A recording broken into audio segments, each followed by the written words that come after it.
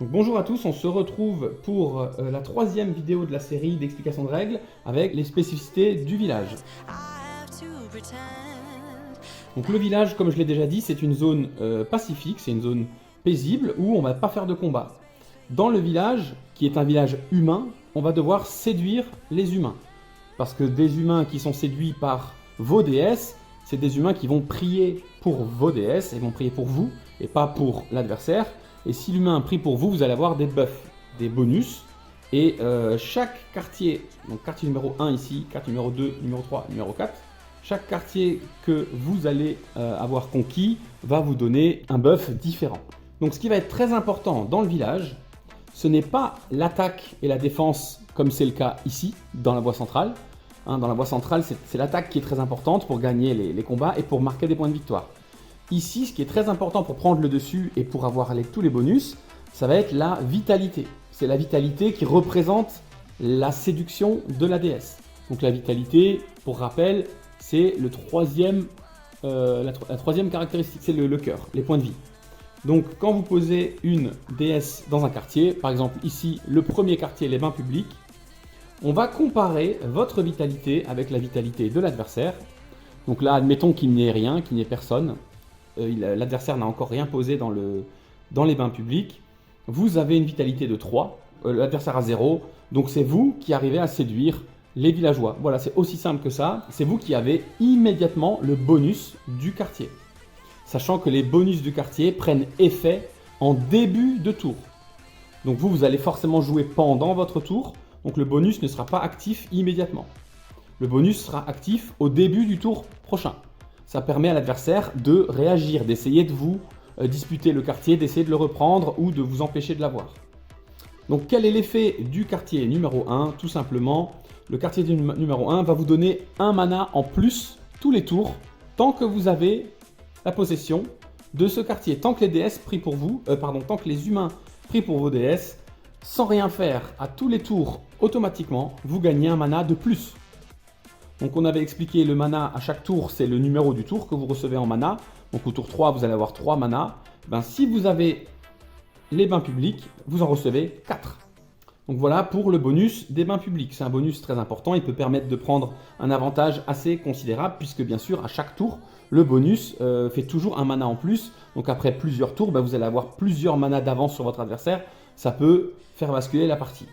Donc le deuxième quartier qui s'appelle l'hôtel de prière. Alors vous pouvez, je ne l'ai pas dit au début, mais vous pouvez parfaitement ne pas aller conquérir le quartier numéro 1 d'abord. Vous pouvez tout à fait conquérir le 2 d'abord, vous pouvez poser une déesse là, ou même le 3 d'abord. La seule règle, c'est que vous ne pouvez pas aller sur le trône tant que vous n'avez pas tous les autres quartiers. Donc le dernier quartier ici, c'est le trône. Vous ne pouvez pas poser de déesse ici tant que vous n'avez pas les 3 autres. Si vous avez les 3 autres, qu'ils sont actifs, qu'ils sont bien à vous, puisque si l'adversaire, par exemple, vous a enraciné une déesse et elle n'est pas active, là, le quartier n'est pas considéré comme acquis. Vous n'aurez pas son bonus au début du tour. La déesse doit être active au début du tour, et donc à ce moment-là, là oui, vous pouvez poser une déesse sur le trône. Mais sinon, vous pouvez aller où vous voulez en premier. Si vous allez sur l'hôtel de prière, vous allez avoir une régénération de 1 point, donc de une blessure, pareil, gratuite, automatique, donc c'est sans rien faire. Tant que vous avez le quartier, vous allez pouvoir régénérer gratuitement à chaque début de tour une blessure n'importe où sur le champ de bataille, puisque les prières des humains vont permettre de soigner la déesse. Le troisième quartier, ici, s'appelle l'expiatoire.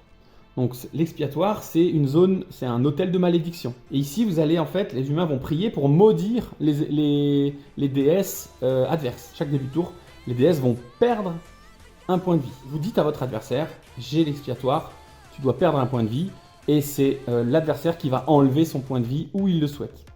Comme ça, il peut garder aussi, peut-être, il peut gérer ses points de vie pour garder des déesses en vie, parce que s'il en a une à 3 points de vie et une à 1 point de vie, il va préférer prendre une blessure sur celle à 3 points de vie. Donc voilà pour l'expiatoire, c'est très simple. Donc là, vous commencez à comprendre que si vous avez les 3, ça va être difficile pour l'adversaire de supporter la pression que vous allez lui infliger. Et donc si vous avez les 3, la dernière zone, c'est donc le trône. Vous posez une déesse dessus et là, instantanément, c'est toujours la vitalité qui compte, encore une fois, comme dans les autres quartiers. Vous allez gagner la vitalité de la déesse en point de victoire instantané. Exactement comme si une déesse ici passait envahir le temple adverse. Et du coup, dans ce cas-là, la partie est gagnée instantanément. Sans même se battre, vous pouvez gagner la partie sans attaquer. Seulement, ça va être plus long, ça va prendre du temps, il faut construire tout le village, donc c'est pas évident. Mais vous pouvez très bien gagner une partie en vous concentrant uniquement sur le village. C'est possible, et ça arrive régulièrement d'ailleurs. Une petite pause ici, puisque j'ai oublié de préciser dans la vidéo que pour les quartiers 1, 2 et 3, donc les bains publics, l'hôtel de prière et l'expiatoire, qu'il y a des restrictions très importantes. C'est-à-dire que pour le premier quartier, je peux mettre n'importe quelle déesse dedans, des déesses qui coûtent 1, qui coûtent 2 ou qui coûtent 3, donc en souffle, en mana. Dans le quartier numéro 2, je ne peux plus mettre les déesses les plus faibles, puisque le quartier est plus puissant. Donc je ne peux plus mettre des déesses qui coûtent 1 seulement, je ne peux plus mettre que des déesses qui coûtent 2 ou 3.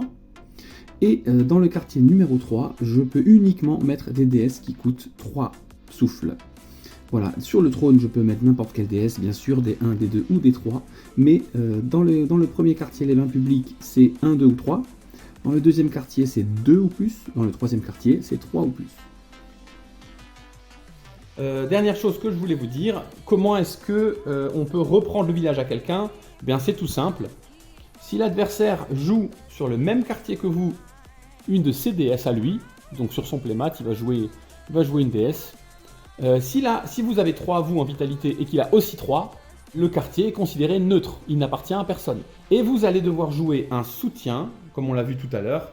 Donc vous allez devoir jouer un soutien pour augmenter ses points de vie, et du coup c'est de nouveau vous qui avez la vitalité supérieure, et vous allez reprendre la possession du quartier.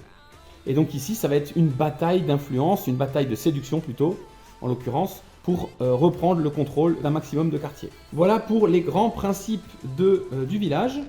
Et je vous dis à tout de suite pour continuer avec la vidéo sur la vallée.